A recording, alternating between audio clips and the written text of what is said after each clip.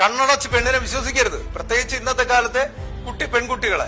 അവര് ഒരുപാട് പുരുഷന്മാരുമായിട്ട് ഇടപഴകിയിട്ടാണ് നിങ്ങളുടെ അടുത്ത് വരുന്നത്. അത് ലവ് മാരേജ് ആയിക്കോട്ടെ, അറേഞ്ച്ഡ് മാരേജ് ഏതായാലും വരുന്നത്. അപ്പൊ അവർ കാണുന്ന ലോകം വേറെയാണ്, നിങ്ങൾ കാണുന്ന രീതിയല്ല. ഈ ആൺപിള്ളേർ കാണുന്ന, അവർക്കെന്ന് പറഞ്ഞാൽ ഈ എന്താ പറയാ, പുരുഷന്മാർ എന്ന് വെച്ചാൽ കിണറ്റി കിടക്കുന്ന തവളയാണ്. അതാണ് സത്യം. പെണ്ണെന്ന് പറഞ്ഞാൽ അതല്ല, അത് സമുദ്രത്തിൽ നീന്തി തുടിച്ചിട്ടാണ് വരുന്നത്. അതാദ്യം മനസ്സിലാക്കണം. ഇതൊന്നും മനസ്സിലാക്കിയിരുന്നാൽ മതി പുരുഷന്മാർ.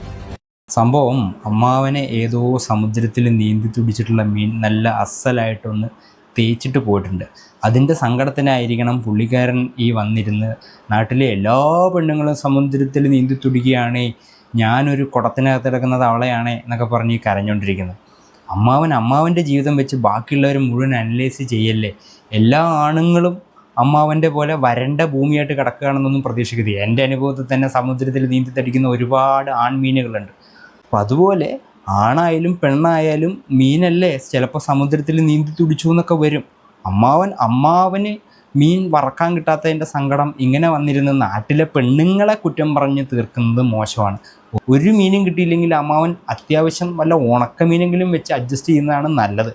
ഈ എലിയെ കടിച്ചു പിടിച്ച പോലെയുള്ള മീശയും കൊണ്ട് ഇവിടെ വന്നിരുന്ന് കരഞ്ഞിട്ട് പ്രത്യേകിച്ച് കാര്യമൊന്നുമില്ല. അമ്മാവൻ ഫീൽഡിലോട്ട് ഇറങ്ങണം, ട്രൈ ചെയ്യണം അമ്മാവ, ട്രൈ.